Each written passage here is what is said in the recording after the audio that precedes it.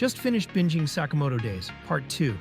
And I gotta talk about this because the reactions have been all over the place.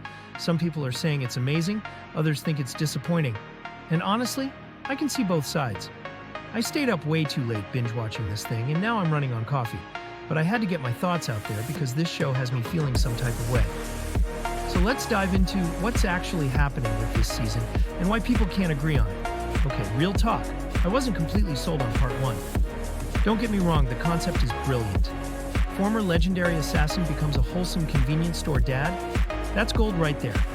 But something about the execution felt off. Like they had this amazing idea but couldn't quite nail the landing.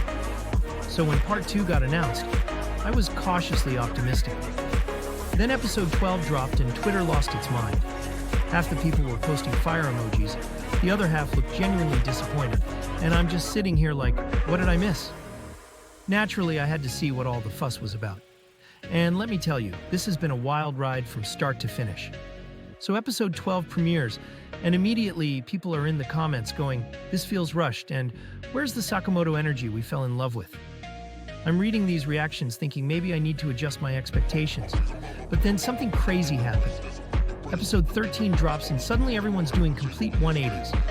I saw people who were complaining start writing essays about how the animation team finally gets it.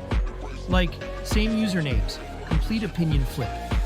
The animation discourse has been insane too. People are comparing frame rates, breaking down fight choreography like they're professional animators. I saw this whole Twitter thread analyzing Shin's fighting improvements with side-by-side screenshots. The dedication is unreal. But what really caught my attention is the divide isn't just about animation quality. There's this whole debate about whether focusing more on Shin and Lu takes away from what makes Sakamoto special. People are genuinely passionate about this stuff. Can we just acknowledge how much better this looks? I went back and compared some Part 1 episodes, and it's like watching two different shows. The fluidity, the impact shots, the way they handle the comedy timing, everything feels more intentional and polished. That Shin versus Saw fight everyone keeps talking about? I rewatched it 3 times because I couldn't believe how smooth it looked. And I'm not usually the guy who notices animation details, but even I could see the massive improvement. The character expressions are way more dynamic too.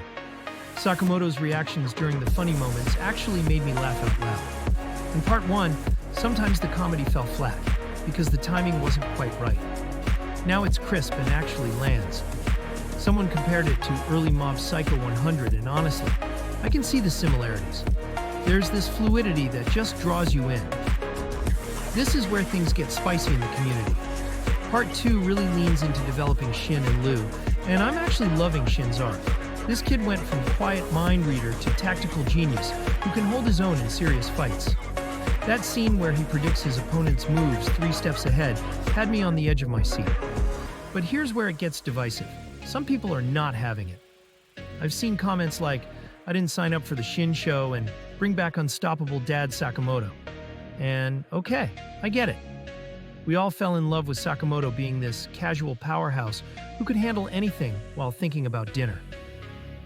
Lu's drunken master style getting these wild updates has been pretty controversial too. Some people think it's hilarious, others think it's too over the top. Personally, I'm team let Lu be chaotic, but I understand the other side. The Order introduction though? These villains are actually threatening. Finally, antagonists that feel dangerous instead of just speed bumps for Sakamoto. The death row prisoners had me genuinely worried, which Part 1 rarely achieved. Let's talk about how this stacks up against the other big shows this season. Dan to Dan has been my surprise hit. Similar energy with comedy mixed with supernatural action, but with this kinetic pop culture style, that's just chef's kiss. If I had to pick between them, don't make me choose. They're both great for different reasons. Animation-wise, Sakamoto Days Part 2 is definitely playing with the big leagues now. Not studio trigger level insanity, but it doesn't need to be. It found its own identity and executes it well. My biggest issue is sometimes they're trying to do too much at once. We get it, you want to develop everyone, but don't forget why we're here. That said, when it works, it really works. That episode where Sakamoto gets serious for 30 seconds? I got actual chills. Here's my honest take after watching everything and reading way too many fan reactions. Sakamoto Days. Part 2 is good. Not perfect, not revolutionary, but genuinely good. It's a show that figured out its identity and is executing that vision more confidently. Is it anime of the season? Probably not. The competition is fierce. But is it a massive improvement worth your time? Absolutely. The fan divide comes down to expectations. If you're expecting the next Attack on Titan, you might be disappointed.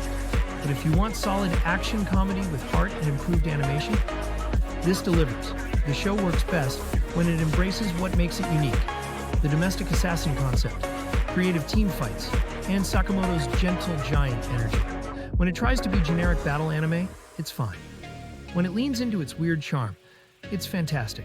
If you enjoyed Part 1 despite its issues, Part 2 will make you happy. If you bounced off because of animation problems, give this another shot. If you're completely new, maybe start from the beginning, but know it gets better. So what do you think?